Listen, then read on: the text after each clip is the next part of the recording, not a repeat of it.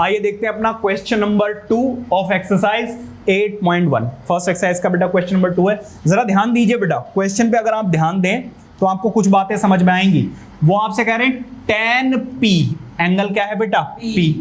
उसके बाद बोल रहे हैं माइनस cot R, एंगल क्या है बेटा R। साथ में आपको बेटा एक ट्राइंगल दिया हुआ है, उसकी दो साइडें गिवन है, थर्ड आपको फाइंड आउट करनी है। और थर्ड फाइंड आउट करने के लिए हमें क्या करना होता है? पाइथागोरस थ्योरम अप्लाई करनी पड़ती है।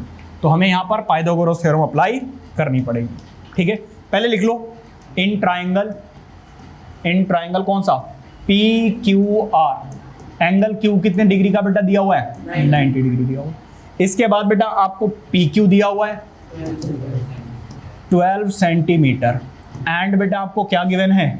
PR गिवन है विच इज 13 सेंटीमीटर। बताइए कोई दिक्कत? अब मैं क्या कर रहा हूं? अप्लाइंग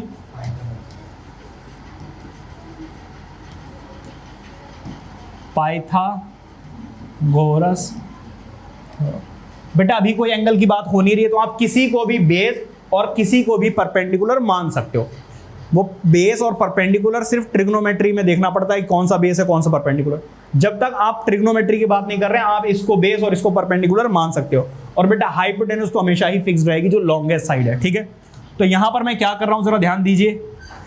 h का square is equal to p का स्क्वायर प्लस b का स्क्वायर। h बेटा क्या है, जरा ध्यान दीजिए। h है बेटा PR, तो PR का स्क्वायर। परपेंडिकुलर बेटा क्या है? PQ, तो PQ का स्क्वायर। और बेटा बेस कितना है? QR, तो QR का स्क्वायर। ठीक है, चाहो तो ब्रैकेट लगाओ, चाहो मत लगाओ। अब जरा देखिए PR को आप ऐसे ही छोड़ दीजिए। बेटा परपेंडिकुलर PQ आपको कितना दिया हुआ है? 12, तो ये आ जाएगा 12। और QR बेटा कितना है? QR हमें निकालना है, सॉरी, अच्छा QR हमें निकालना है, गलती से मिस्टेक। ये बेटा दिया हुआ है 13 और ये हमें निकालना है। बताइए कोई दिक्कत? 13 का स्क्वायर होता है बेटा 169 और 12 का होता है 144। क्या बात समझ में आ रही है?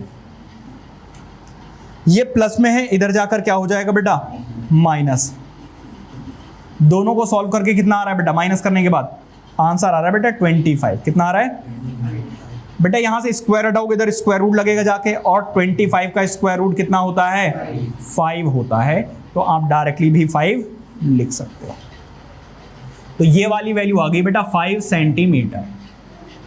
अब जरा ध्यान दीजिए, हाँ जी ध्यान देना, बहुत इंपॉर्टेंट कॉन्सेप्ट समझाने जा रहा हूं। आप बेटा समझिए जरा, tan थीटा का फॉर्मूला क्या होता है? tan थीटा का फॉर्मूला होता है बेटा P/B। Any problem? और बेटा cot थीटा का फॉर्मूला होता है B/P। लेकिन ये बेटा बेस और परपेंडिकुलर जो है वो डिपेंड करते हैं किसके ऊपर? एंगल के ऊपर। पहले आप लिख लीजिए बेटा tan P और cot R। बेटा एंगल P के हिसाब से जरा देखिए, P के अकॉर्डिंग बेटा ये है परपेंडिकुलर, ये है हाइपोटेन्यूज, और ये जो बची वो क्या है बेटा? बेस। और tan का फॉर्मूला क्या होता है बेटा? Perpendicular over base. परपेंडिकुलर बेटा क्या हो गई? QR, और बेस क्या हो गया बेटा? PQ। Any problem? माइनस। अब cot R की बात करेंगे। cot R पे बेटा जरा गौर फरमाइएगा। एंगल R के अकॉर्डिंग ये हो गया बेटा परपेंडिकुलर, ये हो गया बेस, और ये हो गई हाइपोटेन्यूज। समझ में आ रही बात है नहीं? अब जरा ध्यान दीजिए, अगर बेटा मैं cot का फॉर्मूला देखूं तो बेस ओवर परपेंडिकुलर होता है। यहां पर एंगल R के हिसाब से बेस क्या है बेटा? QR है। क्या है बेटा? QR। और परपेंडिकुलर क्या है बेटा? PQ। बताइए कोई दिक्कत?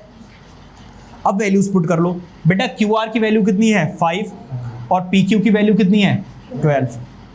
QR की वैल्यू कितनी है बेटा? 5, और PQ की वैल्यू कितनी है बेटा? सेम है, तो आंसर क्या आएगा? 0। इसका ये मतलब है कि tan P minus cot R किसके इक्वल है? 0 के इक्वल। प्लस में नहीं कटेगा ना? प्लस में थोड़ा ना कटेगा, प्लस में क्यों कटेगा? माइनस में कटेगा। ठीक है, इस तरीके से बेटा ये वाला क्वेश्चन करना है। ये आप ठीक ठाक क्वेश्चन समझ सकते हो, क्योंकि बच्चे यहाँ पे ध्यान नहीं देते हैं कि एंगल चेंज हो गया और वो गलती कर देते हैं। ठीक है, प्लीज नोट इट डाउन।